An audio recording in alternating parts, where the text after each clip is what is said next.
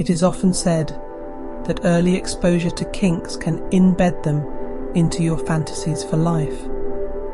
For me, this simple game of truth or dare game in my early 20s was the catalyst for my love of exhibitionism.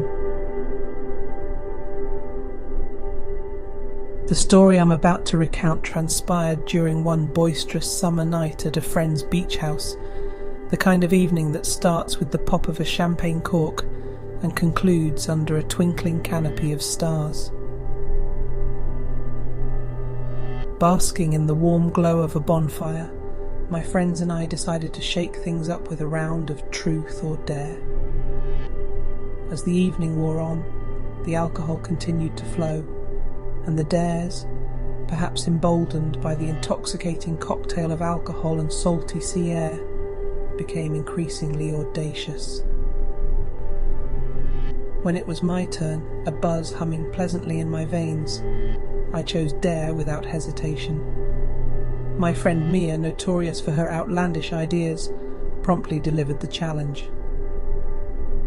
"I dare you," she began, her eyes sparkling with mischief, "to strip down to your underwear and perform a seductive dance on that wooden picnic table with the ocean and us as your audience." A wave of laughter crashed through our group. Me, dance? Seductively? I was more known for my work as a software engineer than for any dancing prowess, but the thought was exhilarating, tantalizingly so.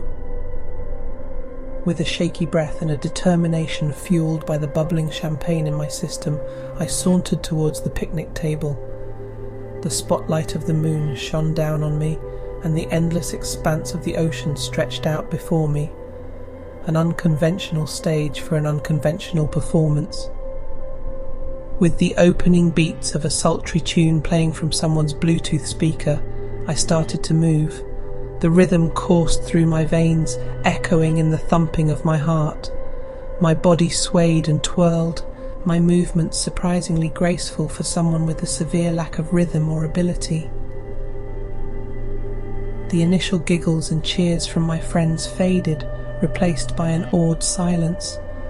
My hips swayed, my arms moved with an elegant fluidity, and my body undulated in sync with the music.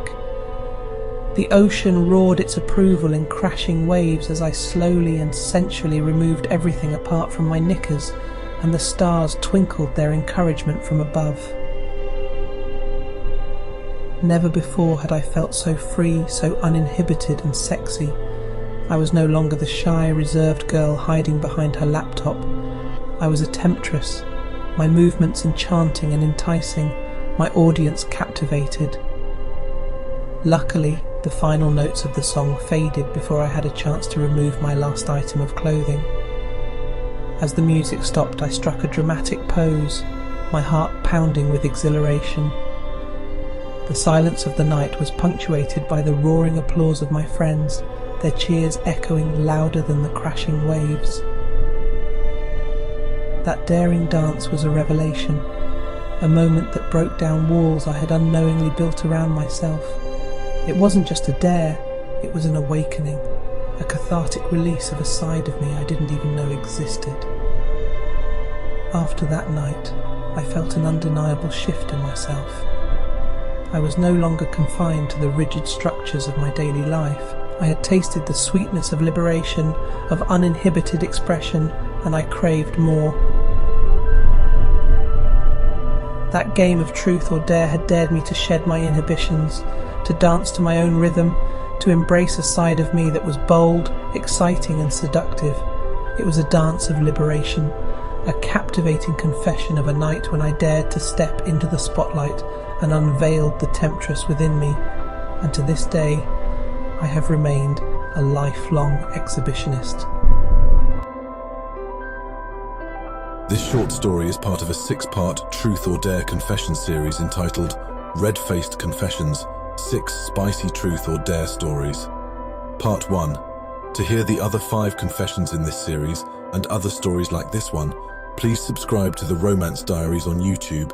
And if you have enjoyed this story, please show us some love by hitting the like button.